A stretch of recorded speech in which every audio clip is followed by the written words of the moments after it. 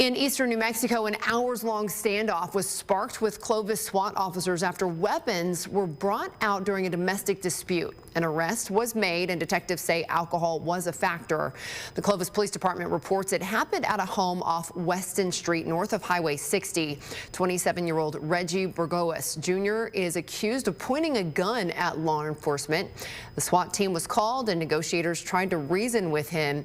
However, after several hours, they turned to chemical mutations to get him out of the home. Burgos Jr. was taken to the Curry County Detention Center. He's charged with aggravated assault of a peace officer, which is a third-degree felony. If convicted, he faces up to 3 years in prison and a $5,000 fine.